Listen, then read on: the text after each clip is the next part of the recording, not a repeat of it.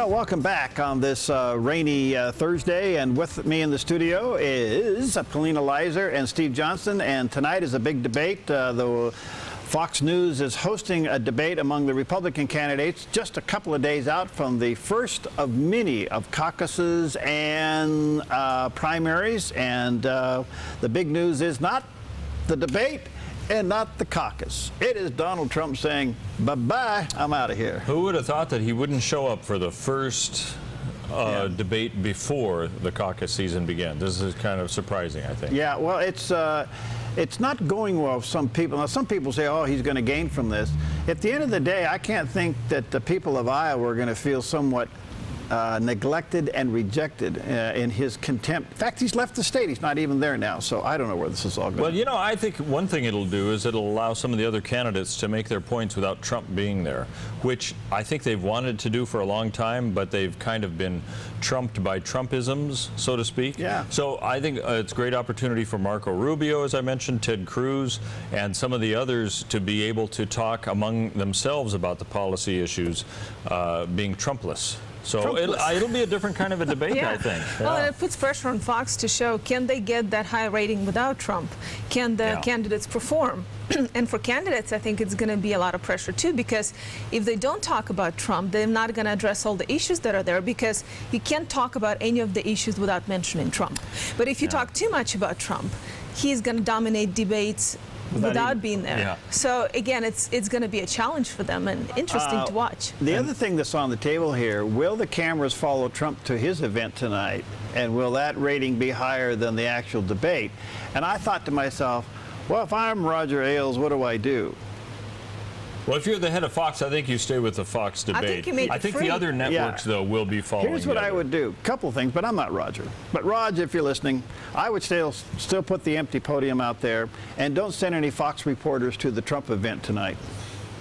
You know what I would do? See, that causes a problem, though. I would just add that the difficulty is this. If you're wanting to cover the news and you're claiming to do it fair and balanced, you do need to be at those other events. But you don't go live there. You just go there and record it and report it on the next day. Yeah, but you'd have reporters there and they would report it, sure. Yeah. But I think they should, to help increase the ratings, they should make it free. Because right now, only those who subscribe to Fox News can watch it tonight. Yeah. It's one of those debates that limits people who don't have cable.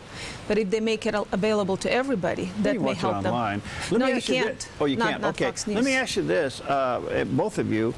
All right, is the gap between Fox News and Donald Trump irreparable? All of this is primarily over Megyn Kelly, because he didn't like the way she was asking questions. And he's really been critical of her when he says, women love me, and then he turns around and bashes them. But what's going on here? Is this gap irreparable? Well, the thing that concerns me a little bit more is the issue that if this is how he supposedly negotiates, would he be acting the same way towards Russia, towards China, towards Cuba, towards North Korea, whatever? I think that's a legitimate. Because you don't just, well, now Ted Cruz will say he's taking his toys and he's going home, kind of a thing. What do we expect in a statesman? Somebody who says, well, I just won't show up, I'm not going to talk to them? Or somebody who's willing to slog through those tough times and say, you know, this isn't ideal for anybody, but I got to be there to try to get the best deal I can. If he's the art of the deal, shouldn't he be there trying to make that deal? You know, so I think that's a question people might be asking. I had the same question. I was thinking, you know, this probably, you're not going to participate in the debate because of a woman that said something you don't like. But then I thought that, well, maybe that's part of his negotiation tactics. Walk away, and that's a statement he's making without having to say anything. I think it is. And so we may think that this is a bad move for you because you're not negotiating. To him, this may be the negotiations that get him the deals, get him the fame and the money that he gets. And I think you're right about that. I think the question we have to ask is this what we want in a head of state? Well, we've never had anything like that. Right. But with Russia, what if he walks away from Putin?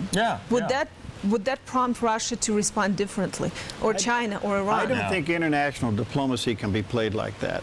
Now, I do know that Gorbachev and Reagan, when they got together, they had their moments, and they said no to each other, and they went away. Okay, and then they came back together. But we're too far down in this process now to see this happen. Look, I think the Trump candidacy is a representation of the frustration that people have. I think it's more people rejecting liberalism and the nonsense that the Obama administration has gotten us into, and he, by his little one-liners, has gotten a lot of popularity.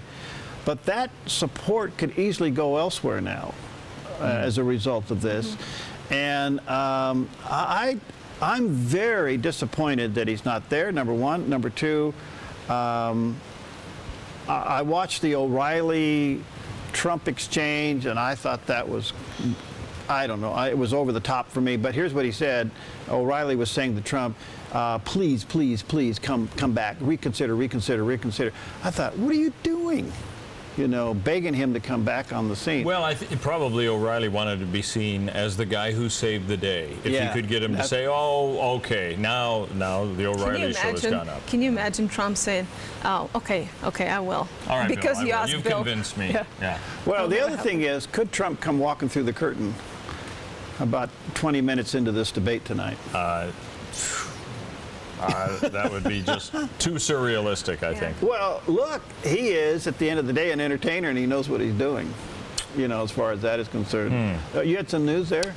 Well, it's not really news, but it's just more acrimony, I guess you'd say, between Fox and the Trump campaign. Apparently, Trump posted some seductive photos of Megyn Kelly from her 2010 GQ magazine shoot on his official Twitter page, referred to her as, quote, the bimbo that's asking presidential questions. So things have not gotten better in the last 24 hours, and he also has accused Kelly of being a lightweight. And again, he's going to be hosting his fundraiser for wounded veterans instead of attending the debate. You know what that tells me?